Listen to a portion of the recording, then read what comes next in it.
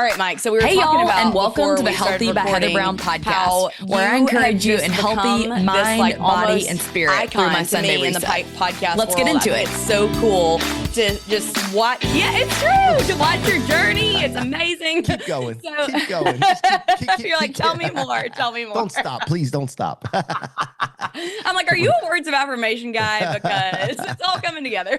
But anyway, tell us a little bit just about your journey and even like how long ago it's been since you met your wife, how y'all met, and like what it has looked like in that work and marriage balance. Yeah. Well, I mean, I guess we'll start with I met my wife. I came home from work one day and she was sitting on my couch in my house.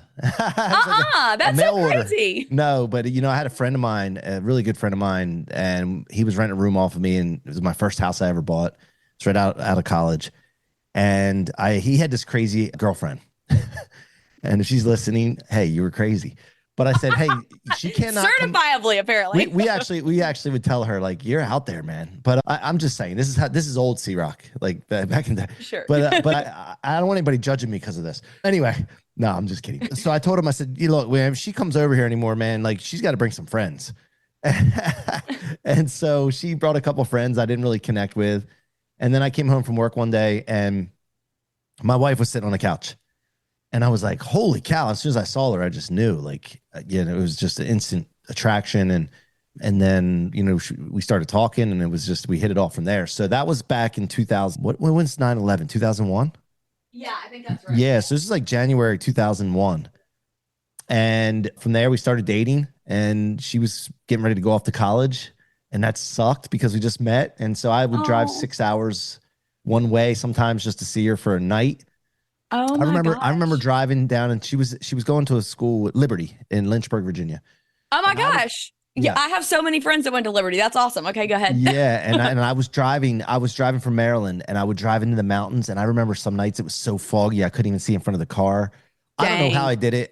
It's crazy because I would never do that now. Like I would never drive in the fog like that. But I could barely see. I mean, literally like thick. And I just was so attracted to, who she was as a person. Obviously, she's beautiful on the outside too, but just that, she's a beautiful person. And I drove down there and hung out with her and drive back the next morning for work. Oh my gosh. Early, wow. 5 o'clock in the morning, 4 o'clock in the morning, drive back to work. Yeah. And then we just started dating and then we got married and we've been married for 21 and a half years now, 2 kids. Dang. Yeah. So, and 21 years. Congratulations. That's huge. Yeah. Thank you. And she knew me when I was broke. So like, love it. That says a lot, It does. Well, when you were talking about the things that you do when you're like young and dumb and in love, it's like, yeah, you do things back then that you would never have the capacity to do now. Eric and I also dated long distance for a while. And I mean, now I think about that and I'm like, wow, we drove 9 hours at times to see each other over the summer. Like he went to Spain before just calling somebody on the cell phone or like FaceTime was an option. And so I just think though that there's so much grit that comes in that kind of a beginning of a relationship. So I kind of hate for people now that they don't have that same experience with long distance because I feel like it builds a lot of the character of your relationship in the beginning to have to be on the phone all the time and those kind of things. Yeah, I was bad too because I hadn't worked on myself as much back then, right? And I was into partying. I escaped my focus for a while, I'll say. And I was into partying and going to bars and stuff and just, and I wasn't very secure in who I was. Right. And so we had that long distance relationship. She was going off to college for the first time and she was just hanging out with friends and, going to meetups and all this kind of stuff. And I was always like, I get off from work and I'm like, hey, I want to talk to you. And then she'd be out with her friends and I'm like, when are you coming home? And it makes me cringe thinking about that now because I'm not like that anymore because I worked on myself. I here's the thing. So I believe that people need to work on themselves so much that they don't have any insecurities. Because if the person that they're with doesn't want to be with them anymore, they're not going to have a problem finding someone else because they're so sure of who they are that they know that they put off this vibe that will attract who matters to them and who connects with them. And then the rest of the people will be repelled. Well, I didn't know that. I just knew I wanted her and I didn't want anybody else to have her because I was like, she's awesome. And I was like overprotective. I mean, I'm being vulnerable sharing this, but like, I'm not like that anymore. So I can do this. Yeah. But it cringes me now to think about that. And so that pushed her away for a while and we stopped dating for a little while. And then she came home to visit. I remember she came home to visit one time. She came over to my buddy's house. We're all hanging out.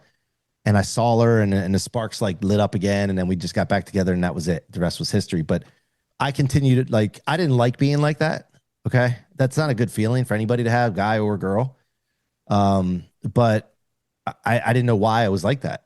I think I Mm. had some abandonment issues from when I was younger with my parents, and all that kind of stuff. Yeah. I don't remember my parents together. So, my dad, I don't Really? have a relationship with him. So, there's a lot of that stuff probably that was lingering that I had to work on. Absolutely. Yeah. So Well, anyway, Mike, you brought so I'm like, oh my gosh, my heartstrings are already like so pulled towards you because there's so many things that you said that I want to like pull on the thread. But one of the things that you talked about was her going to Liberty. So can I ask you then, was she already a believer at that point, and were you? And to kind of talk through what that looked like, maybe. yeah. So for her, she grew up in a Southern Baptist family. Her grandfather was a preacher. Her dad was into music in the church. He went to Bob Jones, her dad. So yeah, I Uh-huh. mean, she was brought up in it, and early on accepted Christ. But Yeah. I was about 5 years old. I remember my mom telling me about Jesus and saying, "Hey, all you have to do is just ask him into your heart." And then Yeah. we would pray at night. And so I've had a relationship with Jesus for, a long time now.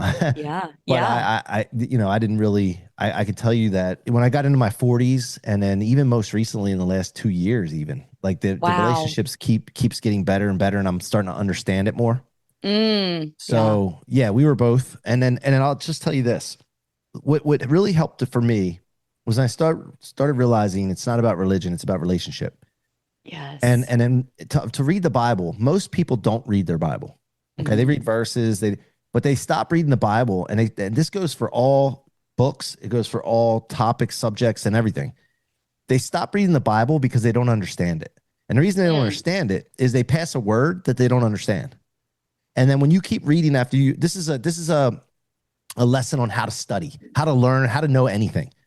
There's a few things you have to do. I'm going to throw this out there real quick. So if you guys are taking I notes, you want to love write this. this This down. is great. Number Yeah. one, first of all, the first barrier, the main barrier to learning anything, and we're talking about the Bible in this situation, and learning what's in it and understanding the lessons in it and what Jesus was saying, is the first thing is thinking you know everything. When Mm. you think you know everything, you fail to observe and fail to be curious. So So I used to know true. everything. My parents would tell me that you know everything, don't you?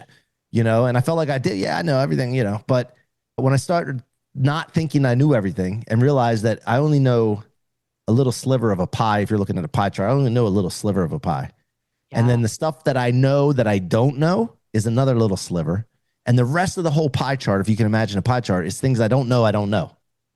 Right? We don't Mike, know what we don't know. yes. And I feel like I truly did not start to understand that until I was well into my 30s. So I was the same as Yeah. you. I knew it all. I got it figured out. I don't Yeah. need anybody. I can take care of myself. Da, da, da, da, da. And then God was kind of like, but do you?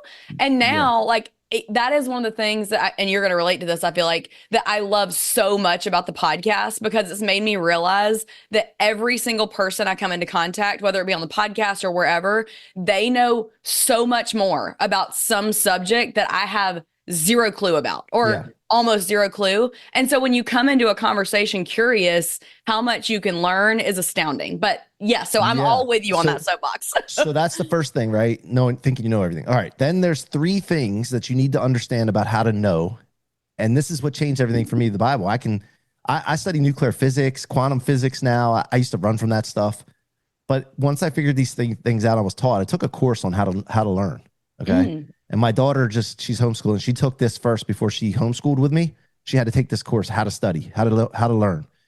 The three things you got to make sure you understand is when you're reading something or if you're in conversation with someone and you pass a word or a phrase you don't understand in reading or communicating, you need to stop right there. And if you're reading, get a dictionary out and look up the word and clear the word so you fully understand the definition of the word.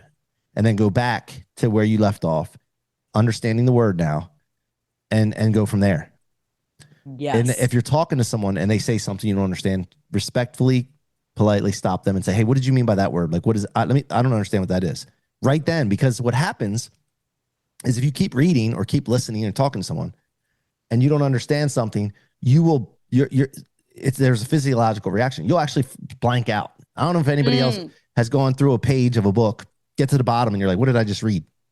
yes. Right? Or you get tired, you get groggy, These are physiological reactions from passing something you don't understand.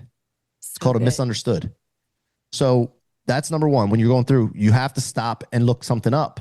And if you do, and I know everybody's like, well, that's going to take me forever to read and this, that. Well, what if it makes you able to read and understand 5 times, 10 times faster in the future? Is it worth taking a little longer now so that you're able to learn and know anything? Now, Well, so and yeah, especially when you talk about being in the word, isn't it better though to spend, let's say you only had 15 minutes to do your devotion that day and you're like, oh, I didn't get through the whole, devotional plan or the Bible reading for that day. But if you got deeper into it and understood 2 verses well versus 15 that you just checked the yeah, box, yeah, well, hey, that's so much better for your relationship with the Lord anyway, you know? yeah, exactly. And so that's number one. Number two is learning at a too steep of a gradient, meaning that Mm. you're going to learn a subject. Let's say we're talking about Christianity here, okay? But you learn something too complicated before you learn the foundational stuff. If you start there, if I'm trying to teach you quantum physics and I go right into talking about resonance and not talking about the basics of quantum physics, I just start talking about resonance and how things pull in and repel, and you get lost. I'd be And like, when, whoa, right, and when it goes push me over your down. head, you don't want to study it anymore. You get Right. discouraged. You blow out. You blow out of the subject. And when you do that, you're out, and then you quit. Okay, and then here's the other thing: when you're talking to someone or somebody's with you, you'll actually get a little agitated. There's physiological reactions to this stuff. So that's Wow. number two: learning something that like too complicated before you learn at a lower level. The Yeah. third thing is lack of mass. Okay, in other Mm. words, have you seen the Chosen show that's on Netflix right now? Yes, I love it. Okay, so when you're watching, or you see somebody do the pageant in Christmas time at church, they do the Christmas pageant, or they do the manger scene, or something like that. The wise men Yeah. come, and well, seeing that, or watching The Chosen, or watching something that is based on the Bible, gives you mass, like actual, like seeing it happen. And when you Mm. can have that without that, and you're just reading it, it's very hard to understand and know. So So true. if I was talking to you about Zevia and I didn't show you this, and I was just like, in Zevia, and it tastes like this, and this, and I'm just talking, or you're reading about it, and you didn't actually have the can or taste it, So good. right? You Yeah. really don't understand what Zevia is. There's no way to know everything about it. So those areas right there, I focused on that and learning how to study. When I went back to the Bible, it allowed me to have a better understanding, which allowed me to have a better relationship. Gosh, And yeah. so you can actually increase your IQ understanding those three things. That is so good. I'm golly, my brain's on fire right now. I'm like, there's so much that I just loved about what you just said. And Mike, that is one of the biggest questions I actually get just year over year in my direct messages, even from the girl gang that are listening to my podcast, showing up on my Instagram every day, is how do I get started studying the Bible? Because it does just sometimes feel so foreign. I think, especially in this day and age and just how fast paced our world is, because we've trained our brains to, just focus on these little like TikTok snippets. So to Yep. sit down and really learn like what you're talking about is so different. And so as he was talking, if y'all have not watched The Chosen, I highly recommend it. It's on Amazon Prime right now. You can also watch it on, I think they have an app, or there's some kind of app where you can It's find it on on Prime. I YouTube. said Netflix. I think it's on Prime. Yeah. I'm Prime, yeah, sorry. yeah. Yeah. Yeah. And there's actually a new season coming out in April, which my husband and I are like counting down the days till it comes out. But it starts out a little bit slow, but honestly, y'all, give it some time.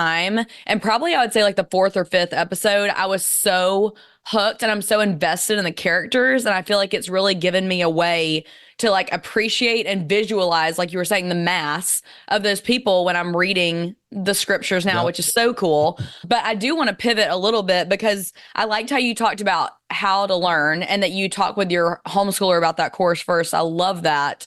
But how do you currently learn about your wife after 21 years of marriage?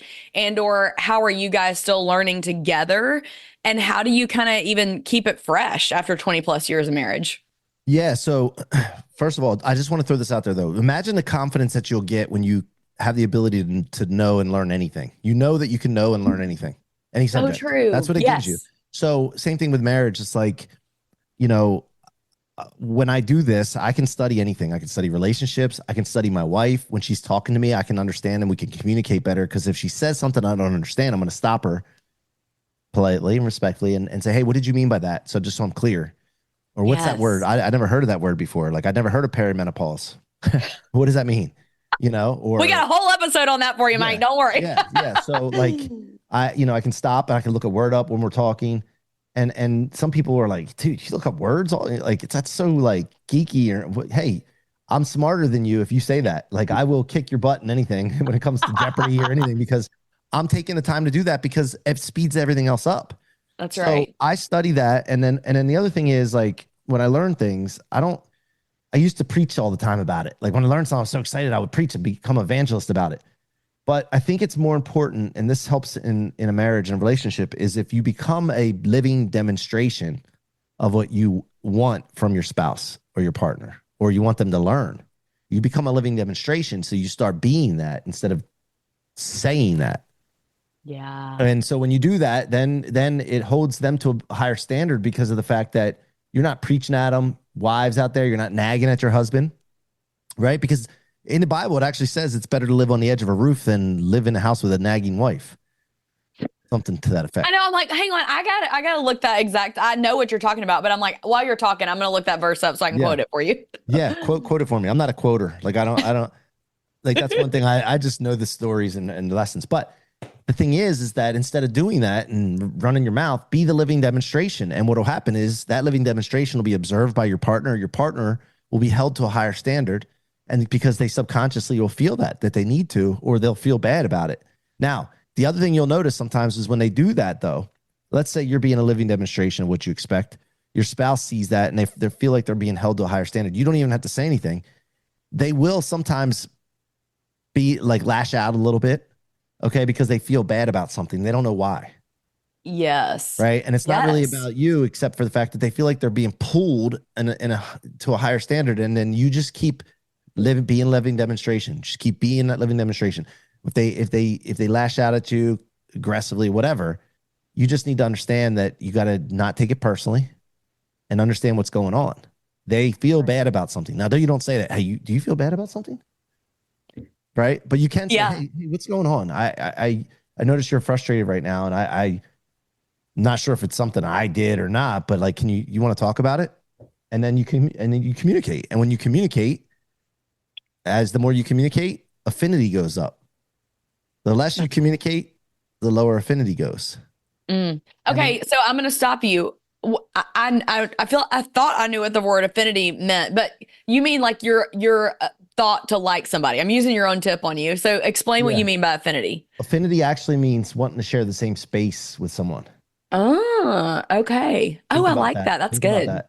So if you're out of affinity with someone, you're not in affinity with them. You don't want to be in the same space with them. Okay. Every man, yeah. Speaking of which, I did find the Bible verse. It is Proverbs 21:9. This is the ESV version. It says, "It is better to live in a corner of the housetop than in a house shared with a quarrelsome wife." Oh my gosh. I don't know that it's like I've heard of it, but I've never actually processed that. Yeah, And so this yeah, is really cool. I like it. yeah. I mean, what takes away a man's manhood and confidence worse than a nagging person, Mm. wife? And I know it sounds bad to say, "Oh, nagging wife," but hey, some women nag their husbands, and it and Mike, it's and women it's need to hear you terrible. say that. It's Like, it is terrible. so powerful that you're saying this from a man's perspective because it is the majority of my audience is women. And maybe can you even describe, like, what does that do to you as a man when you hear your wife nagging at you, Yeah, especially if your love language is words of affirmation? You know what I mean? yeah. Well, it emasculates a man. Okay, but let me just put from a woman. It never feels good to nag someone. I know I'm not a woman, but I just know that it can't make you feel good to do that, So true. right?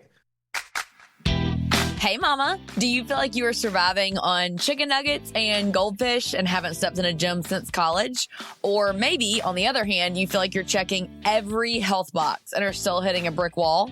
Well, I'm here to help you redefine what it means to be healthy from the inside out. I'm a former fitness instructor and everyday mom who is passionate about helping you create a beautiful life you freaking love. So I'm opening the doors to the Healthy by Heather Brown membership to the public, and and can't wait to walk alongside you and be your cheerleader. When you join, you'll be added to my exclusive Facebook group. You'll receive my Sunday reset training that will help you create promising, sustainable, healthy choices from the inside out, which will in turn lead to a more joy-filled life for busy moms. Live coaching and workout classes with yours truly. You asked and I listened. We'll talk about how to balance your whole health when you have kids and life get busy with school and activities. It includes grocery haul ideas and accountability as we all reset together each Sunday. There will be so much offered that you won't find anywhere else on the internet. Are you ready to take one step out of stress, shame, unhealthy boundaries, and fatigue and add healthy rhythms to the Hot Mess Express? When you're ready, I'll see you on the other side of the link in the show notes. I'm excited and ready to hold your hand and meet face to face.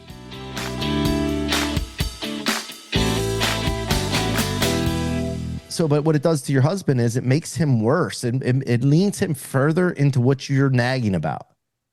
It pushes him away. It pushes him into more of that. And so there's better ways to handle it, of course, but that's what it does. It emasculates him and validates him. His confidence drops. And that's any women that are out there that want a great marriage. They want a confident husband, a protector, a provider, someone that's confident in themselves, not insecure. And what that does is it does the exact opposite. So true. All right, Mike, give us a practical example. So let's say that I'm nagging Eric about how it's driving me nuts that he won't take the trash out. And finally, I just end up taking it out myself. And it's like, but I don't want to just keep saying, can you take out the trash? Can you take out the trash? Can you take out the trash? Give us a practical. What does that look like to not be a nagging wife in that scenario? Yeah, well, I mean, you just don't nag. First of all, just don't ever just decide I'm not going to nag ever. Okay, here's what I want to do. The trash needs to go out. I'm not going to expect my husband to do it without me asking. Okay, at first. Okay, maybe later on. But at first, like, hey, hun, do you mind taking the trash out for me? Hey, hun, do you mind taking the trash out for me? Hey, hun, do you mind taking the trash out for me? And then when they do it, thank you. Like acknowledge them. Okay, and it sounds like you're dealing with a puppy, but that's okay. and acknowledge them, and then give them a big hug and kiss after they do it. Oof. Right. And still, and then, after 21 years. Yeah. Still. Why not? And of course. And then. No, but you say, of course, I do want to, I'm so glad you brought this up. Eric came home the other day and I gave him a kiss when he came in and he goes, you know what is so crazy is he's a nurse practitioner. He was like, I was talking with the doctor the other day and he was saying, I just said something about like how you kissed me when I came in and then we did da, da, da, da. And he goes, your wife still kisses you? And you did what afterwards? No, yeah. Well, that too. Keep going. No, I'm just kidding. I'm like, no, the kids are around. Anyway, so, but Eric was like, that is so interesting to me because I just took for granted that I would come home and that you would kiss me or hug me or whatever. And he was like, but I really don't think that that's that common anymore. And I'm not going to lie. I think it's so easy to get out of the habit. Like even, if I have a sinus infection or you get the flu or you're sick or whatever, and for like, if I don't kiss him for that week, it's easy to be like, well, I was just up in the office working, so I didn't think about it. Or, well, I just got out of the habit. Now it's awkward to get back into it. But y'all fight through the awkward and get back into it because that little connection to start off your evening can truly be a game changer even when you don't realize it. Well, yeah, let me tell you. So I'm sure it's for a woman too when they come home from work if the husband's home. But like, there's nothing better when you come home and your wife or kids, like they're excited to see you and they greet you. And even if you don't feel like it, do it anyway.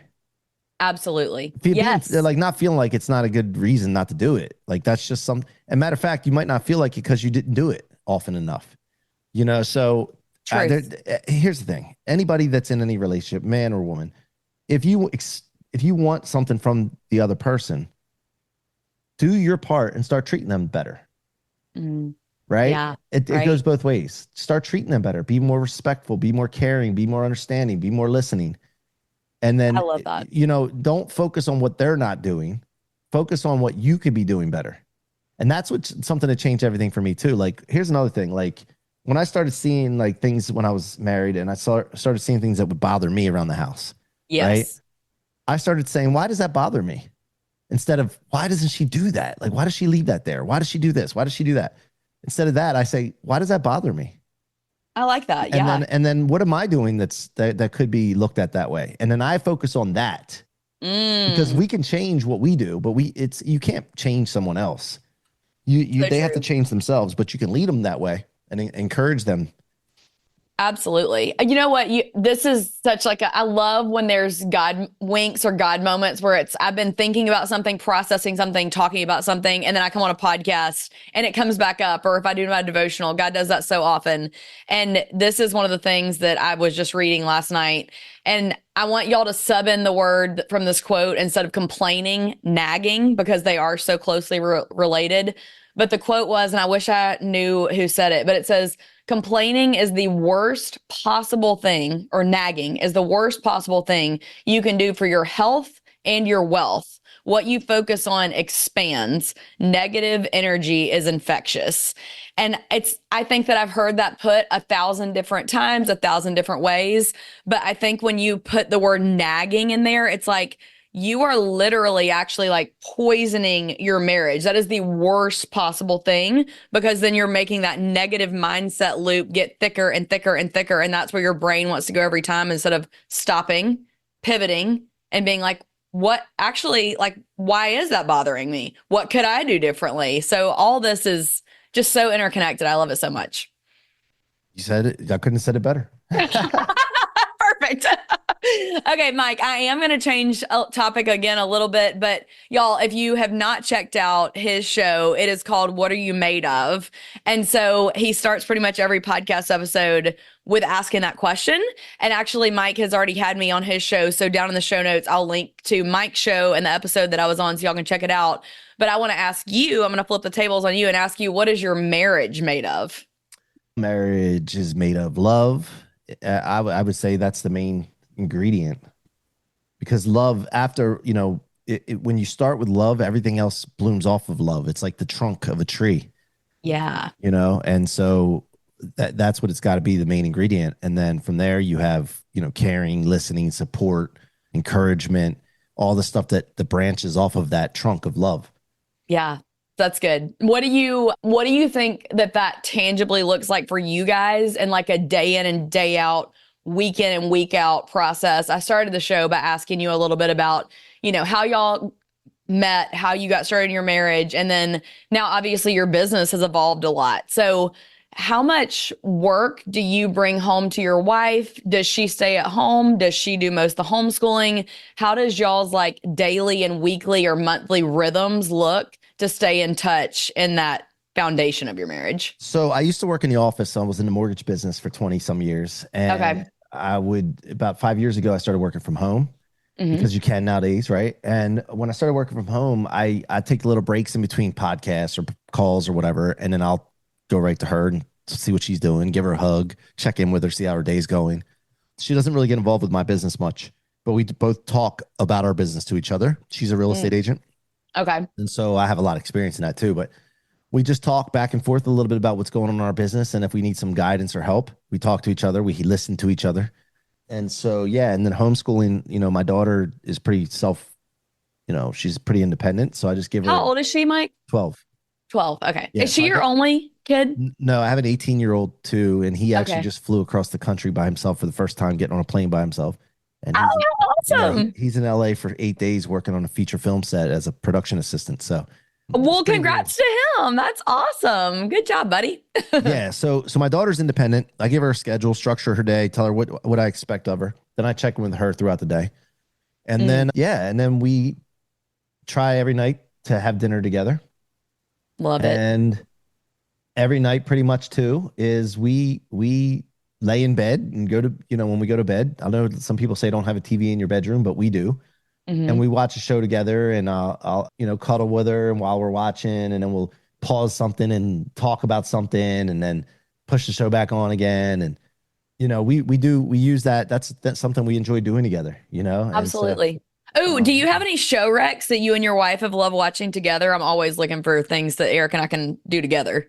yeah, I mean, so okay, so obviously we talked about The Chosen. Then we'll watch Hmm. some comedies sometimes that are, like maybe 30-minute, episodes. Like Yeah. we were watching recently Nobody Wants This, it's called, with Kristen Okay. Bell. Oh my, yes, we started that and I love it. Yeah, so that one. There's another movie with Michael Douglas, and I can't think of the name right now. And he's in LA, and he's a acting coach.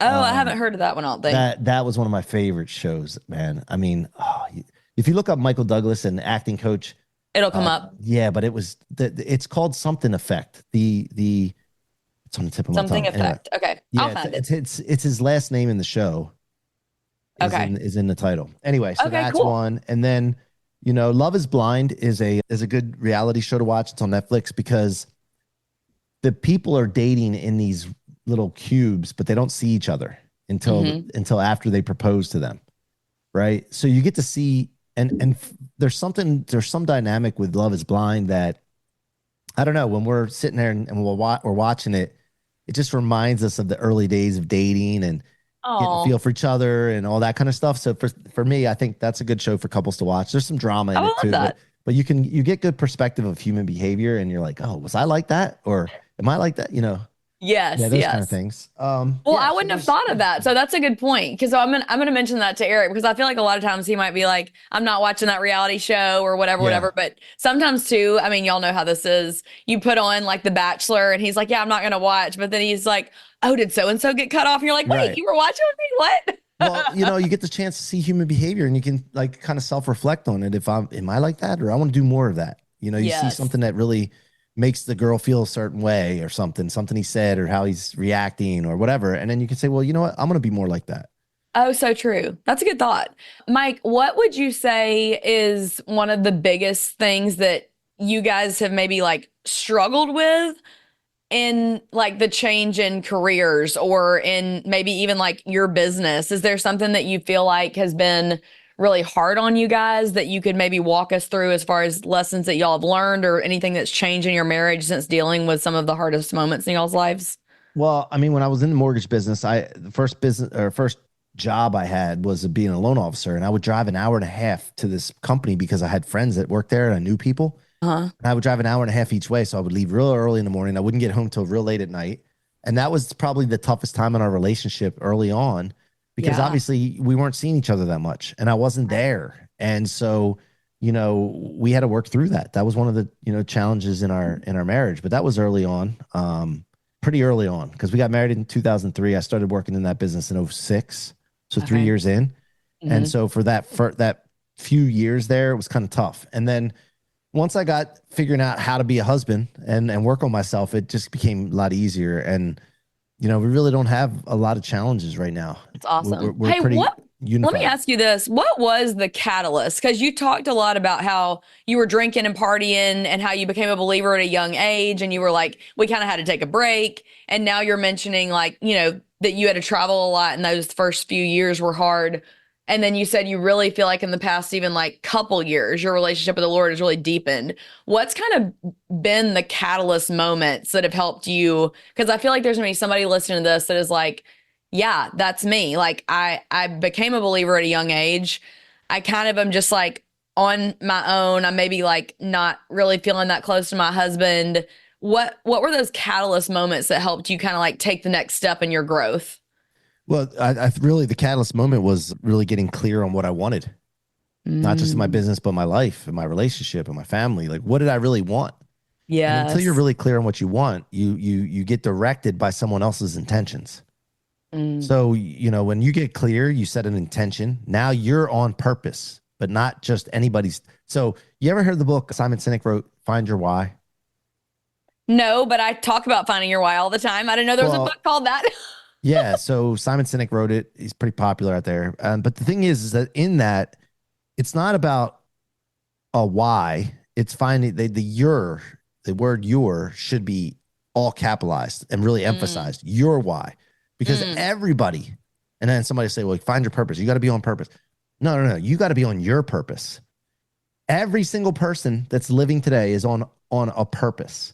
They're either yeah. on their own purpose or they're on someone else's.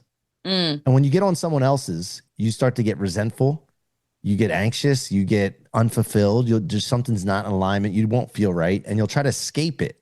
You try to turn to a runaway, which could be alcohol, could be partying, gambling, chasing the other people, all kinds of different things, yeah. trying to get attention, from the opposite sex when you're married, Mm, or it could be all kinds of things. And that's because you're not on your purpose. You're on someone else's purpose. You are on purpose though. Everybody's on purpose. But you can't be on someone else's purpose and be fulfilled and live a fulfilling life and feel good about it. And that's why people so many times try to escape, because they're not on their purpose. They're on someone else's purpose.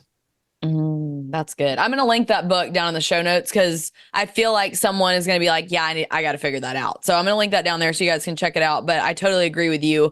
And Mike, I do want to ask you kind of the closing question that I ask everybody before we roll out, and I'll have you tell everybody where to find you online. But the last question is, I always ask people, how do you reset? Because I'm a big believer in living intentionally and resetting, after hard seasons, or even like after the Christmas season, things are crazy, whatever.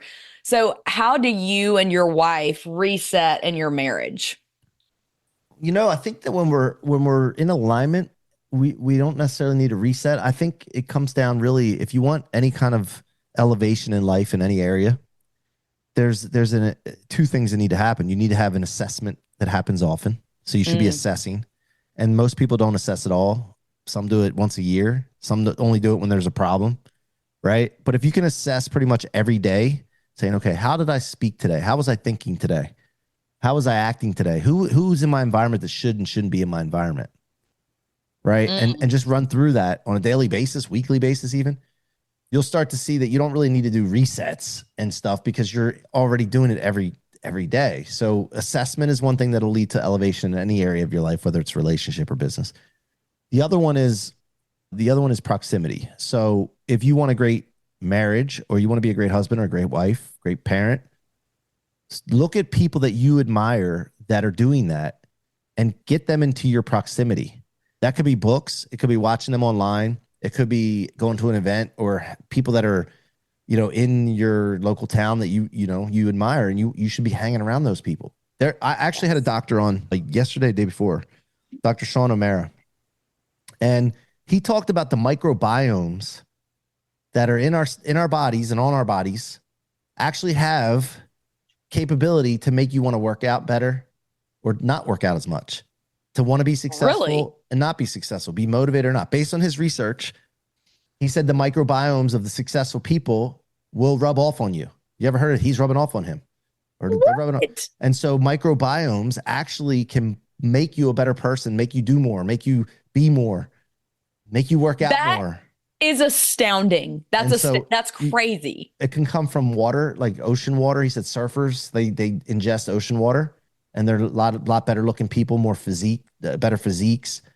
He did research on this. He's worked with presidents, vice presidents, Saudi princes, billionaires, but he was sharing this with me. So there's ways to increase your, healthier microbiome is through some food, drinking the right kind of water, but also being around successful people that you want to be like. If you're around them and you're talking to them here, your microbiomes will increase through even a Zoom. Or if you're in person, you shake hands with people, pat them on the back. He said this is why that when you're at a ball game or something, the fans will reach out and try to touch the players, because the players are great. They can't get to that level without being great, and they'll want to touch them or high five them, or they'll want a piece of their clothing or uniform, because it actually will rub off on you and impact you. So that is so cool. Okay, hang on. Because we talk about water all the time, when you said drinking the right kind of water, what does he define that as? Well, there's people will be drinking city water a lot, right? And has chlorine in it. And chlorine kills microbiomes. And that's put in there a lot of times. They say to be healthier, but really it kills microbiomes, and it makes people sicker, and you get chronic disease. And when that happens, Big Pharma makes a lot more money, because they make more money when people are sicker and filled with disease. Absolutely. Yes, so we talk about that a lot here on this podcast. So yes. So being the environment thing is very important. Like, and they say, like, you hang around 5 fat people, you're going to become the 6th. If you hang around 5 successful, wealthy people, you're going to become the 6th. It's because of the rubbing off effect, and it has to do with microbiomes, which is crazy. And that's the research he's done. That's beyond cool. Will you send me the link to that episode so I can link it in the show notes? Because everybody's going to want to listen to that. Yeah, it just got recorded the other day. It won't be out for a month, but yeah. Well, this won't be out for after that. So yeah, send it to me. That'll be very great to share. Well, Mike, thank you so much for your wisdom today, and just for the fun and laughter, and like, who thought we were going to be learning about microbiomes today? But here we are. I love it. So tell everybody a little bit about where they can find you online, where they can find your podcasts, and just what you have coming up. And so they'd love to check you out. Yeah, by the way, I have another podcast tour that we're doing. It's live in studio. It's going around the country. It's going to blow up. I have a co-host, Mackenzie Roth. You guys can check her out too. And we're doing Miami this week. We did LA and Vegas the last couple weeks. We're going to travel around the country. So that one podcast you can find on your favorite podcast platform. And What Are You Made Of is the longest running virtual podcast that I have on your favorite podcast platform. And then Instagram is my favorite social media platform. So go to Mikey C-Roc or just, Google search Mike C-Roc. It'll come up on Google, and DM me if you have any questions or you want to connect. And then we help people get on podcasts, Heather. So if there's any influencers out there, authors, speakers, entrepreneurs that want to get, featured as guests on podcasts, we make it really easy to do that. And so Yes. that's our main focus as far as our business goes. I love it. Well, we are so, so glad to have had you today, Mike. And I just loved learning more about your marriage and your business. So thank you truly for being on here. And you guys, I want to challenge you today. You heard so much good news and good information, I thought, from Mike. I want you to think about the ways that he talked about how to learn about, clearing out the word, stop, looking it up, asking a person while you're having conversations. What did they mean by that? Number two, he talked about learning to think about the steep of the, gradient. And then number three was the lack of mass. So I want you to think through those three things and how you can implement those in your life today, how to learn more, do more, be more, all the things. And I also want to encourage you to write down your why. And if you don't know how to figure out your why, then I want you to go down to the show notes. I want you to click the link and I want you to purchase that book by Simon. I will link it up for you guys. There's just so many things that you can take away from today. And then if nothing else, maybe even start to think about what would your assessment questions be at the end of a conversation. I think that would be so cool for all of us to do. I don't think that I do the best job at that. And so that's something that I'm taking away personally from this conversation that I want to do at the end of today. And that I want to challenge Eric and I to do together at the end of each week, perhaps as a couple. So anyway, I love you guys so much. Hope you have a beautiful Tuesday, and I'll see you back next Tuesday here on the podcast. Make sure to screenshot this episode, share it, tag me and Mike, and we'd love to repost it and connect with you guys there on Instagram. Talk to you next time. Hey, girl gang, and welcome back to another episode of the Marriage Corner. I mean, I shouldn't say an episode, I should say segment. But this segment is going to be a two-part segment because Eric has come up with several great questions for me. So tell him how this idea was birthed, and do you have like a fun name for it or something? I do not have a fun name for it, but we always talk about how a lot of times when we're around our friends, I'm the person to ask a lot of questions. And sometimes we joke that the reason why I ask all the questions is because that I do not actually like to talk myself. So if I can present some good questions, then that allows everybody else to talk. And most of the times people love to talk about themselves. So I can just sit back, listen, and that's my approach sometimes. That is so. I ask a lot of questions too, but I feel like Eric is exceptionally great at asking questions in groups because he sure as heck doesn't want to talk in front of them if you don't have to for too long. Personality differences. That's true. And it's not all personally selfish by me. I actually do enjoy hearing about people's different opinions and their thoughts on those things. So yeah. So with that being said, I thought it would be fun to kind of do an interview of you today with a bunch of different questions, kind of going over your childhood, relationships, marriage, parenting, all those different kinds of things so that people maybe get to know you even a little bit better. And yeah, hopefully this will be fun. I definitely think it'll be fun. I also think it's going to be really funny because the shoe's definitely on the other foot for my podcast. Obviously, I'm used to asking other people the questions, so this will be a fun change up. All right. So you ready? Ready. Let's go. All right. So the first question, just kind of starting back at the beginning, a lot of times you'll joke with me and we'll talk about with our friends about how we grew up. And I think you and I would both agree that we both came from similar yet different upbringings. I grew up in Indiana. You grew up here in Birmingham, Alabama. I think similar type parents that we had. But I guess the first question is, what was it like growing up for you? How did your parents raise you, or kind of what are your some of the memories that you have growing up in regards to how your parents parented? Yeah, I definitely think our parents both had the same value system as far as both being believers, but we always kind of joke that Eric grew up with a silver spoon in his mouth, whereas I did not. So there is that. But I think we've talked about that some. He went to a country club. He played the country club sports, golf, swimming. What else? So I do have to jump in there real quick because that does sound like a lot, but people have got to remember that a country club in Fort Wayne, Indiana is not like a country club in Atlanta or somewhere up northeast, Nashville. Very, very different. Okay, I saw you had to defend yourself there. But anyway, back to your question. I grew up with one sister who's younger than me by 5 years, Holly. And my parents definitely, I would say, had very conservative values. And we were definitely a little bit tighter, I would say, than the golden spoon in my mouth. Having said that, my grandfather was actually a self-made millionaire, which I think is very, very impressive. And my mom didn't finish college. My dad didn't finish college. He got drafted into the military. They both had really incredible work ethics, really kind of had to make it on their own. And I feel like they really instilled that into me and Holly. And I just remember, and Eric, I actually think your parents did a good job of this too. They always made you, Janelle, and Kyle work though, regardless of whatever they had. But at the age of 15, Holly and I were basically expected to get a job. But before that, we were dog sitting, babysitting, just like doing lots of different things to earn income for anything extra that we would want to do. So I'd say that my parents definitely instilled Christian values and also a really like dedicated work ethic. And I mean, when I think about key memories of like what Holly and I would do growing up, I loved playing school with Holly. We would play like we were different teachers, or we were really into dog training. So people may not know this about me, but at one point we had 4 dogs, and then 2 of the German Shepherds had puppies. We had a litter of 13 puppies.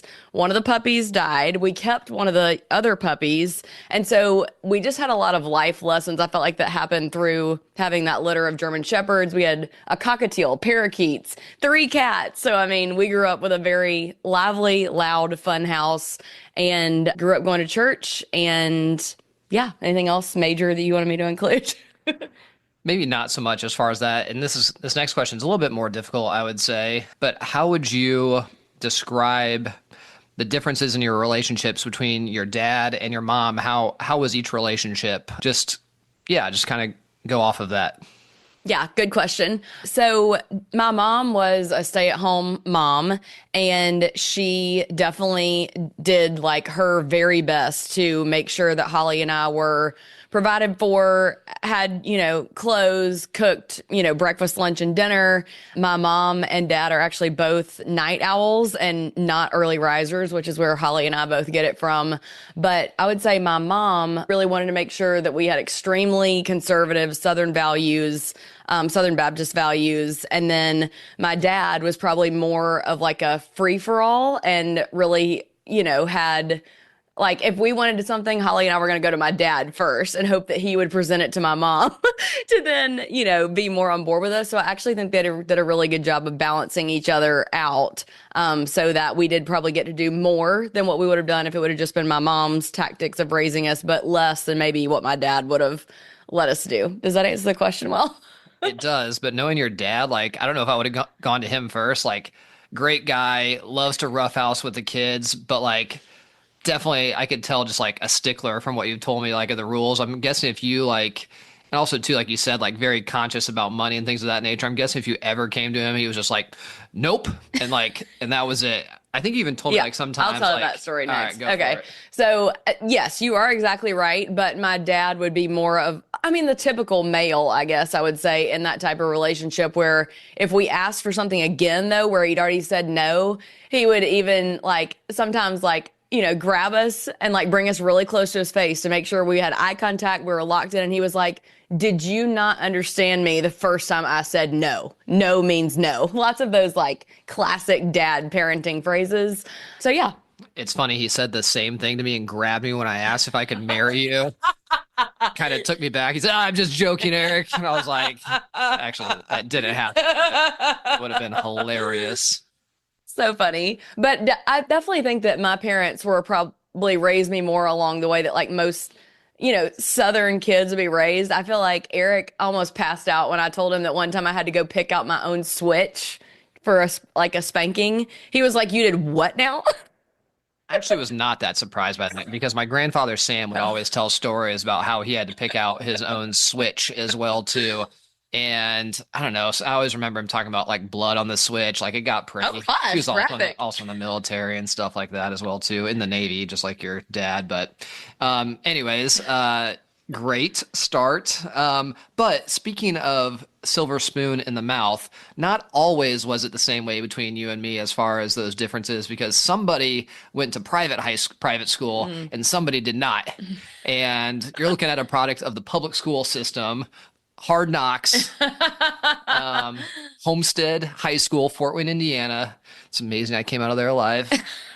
Having said that, high school back then was a little different than high school is now, don't you think? Not on the rough streets of Fort Wayne, Indiana.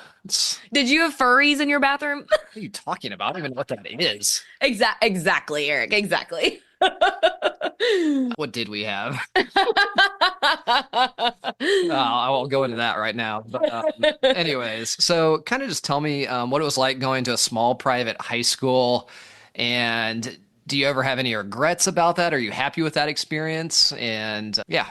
Yeah. So I started out going to our public elementary school in first and second grade. And then my parents, which I really, really appreciate about this, because I know they sacrificed a lot. And I'm very thankful for my grandparents and their generosity as well. I think we have kids yelling at us from downstairs.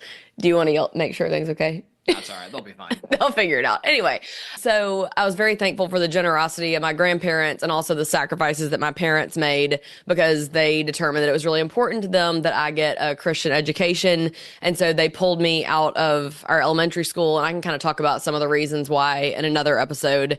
But ultimately, they sent me to Shades Mountain Christian, which actually is under a new name here in Birmingham now. It's called Heritage. It's very small now. It's very small then. I graduated with 27 other kids. And I mean, I joke because when you're, people are always like, oh my gosh, you were the homecoming queen and the prom queen. And I'm like, y'all, it's not that big of a deal. There was only 27 people, 26 in the competition. No, I love that about you, because I always get to brag to people that I ended up marrying the prom queen and the homecoming queen, because if you knew me weighing 110 pounds in high school, there was no way I was dating the prom queen or the homecoming queen. It just was not happening for me. But you know what? You know who came out on top? This guy. That's right. So it's quite the flex for me now. Well, thanks for that, I think. Very kind. But anyway, I do feel like being at a smaller school like that, it really afforded us a lot of opportunities. I wanted to play volleyball, so I got to play volleyball. I wanted to do cheerleading, so I got to do cheerleading, because they didn't have that many kids to pull from to be on all these sports teams. I love that I did learn a lot about biblical theology, and, you took Bible and memorized scripture. And I think a lot of times I didn't even realize how much of an advantage that was. Like, I thought, oh, I'm just memorizing this, and then like maybe even forgetting it, I thought, by the next week. But the Lord is so faithful, because even at random times, I feel like somebody might say something now, and I'll all of a sudden be able to pluck this Bible verse out that I've probably memorized when I was in third grade. So anyway, all that to say, I loved Shades Mountain. It was a great experience, but it also was hard in other ways, because at the same time, I feel like being raised in the Southern Baptist culture and going to a small private school, I also heard things that maybe were a little bit detrimental, like, you want to tell them the line about dancing? What is dancing according to my high school? I've Do you heard remember? this one, but I don't really remember. Something about a vertical expression of a horizontal desire or something like that. Yes, Like, is that what nailed it. Yeah, so we didn't have dances. The only reason I kind of know that is because my brother went to a Christian college, Taylor University in Indiana, and they had similar rules about dancing, which I find to be bizarre. But anyways, I do remember that. Yeah, so then when I went to Samford University and met you, it was so crazy, because my first dance, I literally had to have my roommate teach me how to dance, because I did not know how to dance. I'd never done it before, because there was no dancing at homecoming or prom. You just sat and ate dinner and then hung out at a restaurant or whatever afterwards. All I know is that you picked up on that dancing very quickly at those sorority parties. I love to dance now. Very impressive. Thanks. Come a long way. And that is a great transition into our next question.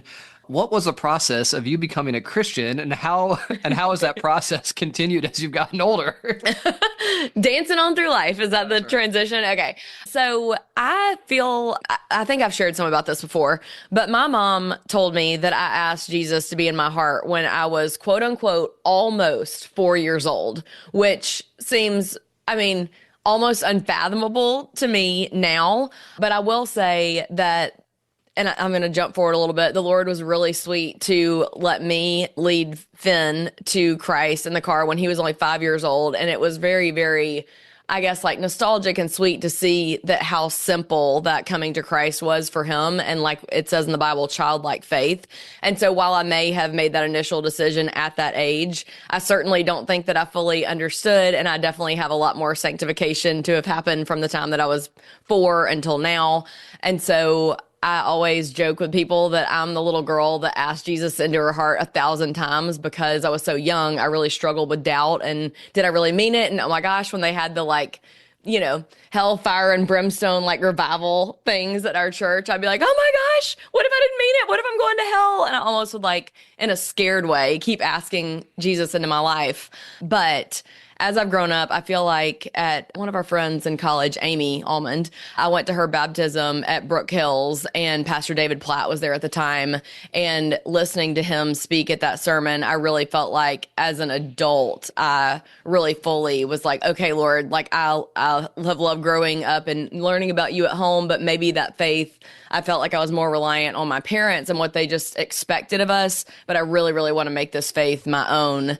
And so I really felt like I had a major moment in my sanctification process then. And I think that really it does just come down to every single day coming back to the cross and laying down our burden at Jesus's feet and saying like, I want to live my life for you every day.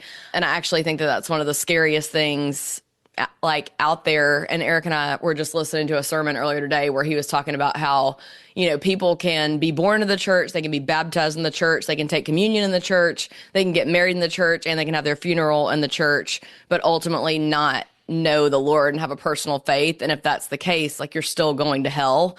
And I just would be remiss if I didn't say if for any reason you're listening to this and you feel like I don't really know that I actually have a personal relationship with Jesus as my Lord and Savior, please feel free to reach out to Eric and I via email or on Instagram or anywhere that you can find on my Instagram, a million different places to reach out to us. We'd love to talk with you more in depth about that if you'd like to hear about it. I always enjoy hearing that story. And I've got one more question kind of along those same lines before we maybe take a break and get to part 2.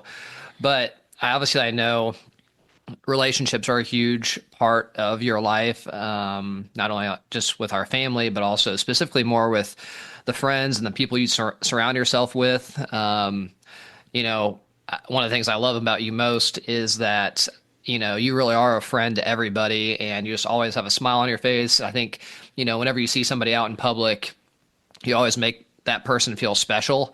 But kind of just along those same lines, how, I know your friend group, I think we tend to be friends with people that have similar values as us for the most part. That's not always the case, but how would you describe what's really important to you with your true friends and the people that you come into contact with on a day-to-day basis?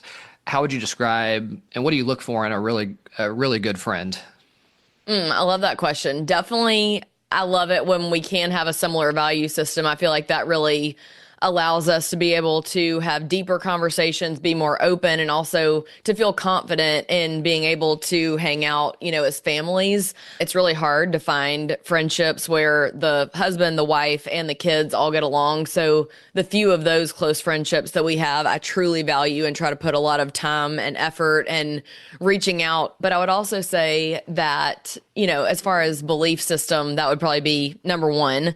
Number 2, I think it's really fun if you then can have things that are just for fun and common, like girls that go to the same gym as me or people in my same small group. Or like for you, I know you love finding other guys that you can play golf with because that way you can kind of like cut up with them easily. Somebody that you can just go to that deeper level with. And it's something you really can't describe except for just a comfort level of being able to, just honestly, like talk without any kind of like, oh, wanting to make sure to not say that because it might offend them. And you just have that feeling with people, It sounds like you're kind of just describing somebody that you can just completely be yourself around. You don't have to worry about, the people judging you.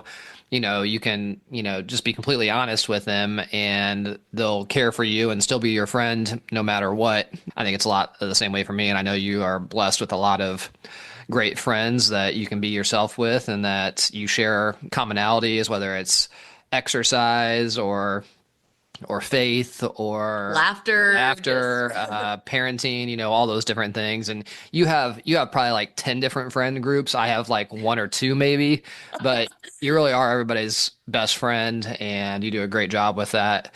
But yeah, maybe I've got a few more questions, maybe talking more about our relationship and some kind of goals into the future, and we can talk more about those in part two.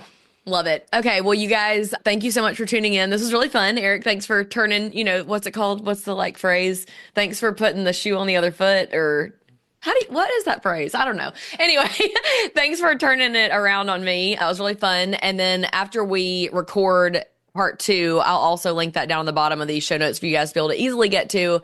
And I feel like I would be remiss without just saying I really appreciate you asking those questions about my family. And I'm just so incredibly grateful for my mom, my dad, and my sister. I think so often when you go to counseling or do any kind of deeper work, a lot of times they almost ask you to find issues with, your parents or your upbringing or what made you this way. But I think that it's so important to remember that my kids are also going to have things that they say that I didn't do right or how I messed them up or, whatever. But thankfully the Lord redeems that and is the perfect father, which is why we can't expect anybody else to fill that hole for us. So love you guys. We'll see you next time.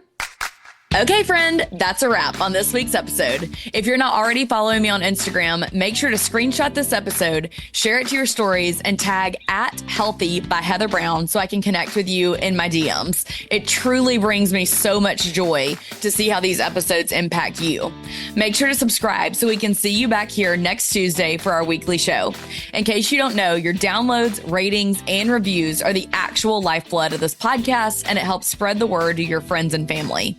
So please hit the download button on this episode and leave a 5-star rating if you super loved it. And if we're really BFFs, you'll spread the happy and text this podcast link to someone who needs to hear it today for some encouragement. Scroll down to the show notes on this episode to see any and all links mentioned, freebies to fuel your health goals, prayer-related episodes, and the 7-day free trial of my exclusive membership where I personally coach and cheer you on in whole health. While you're there, make sure to check out my Amazon storefront with healthy snacks, my favorite look for less workout outfits, and books and devotionals that challenge me in my faith. If you ever need to find my Amazon storefront, just Google Healthy by Heather Brown Amazon and it will come up. Have a great day, girl gang.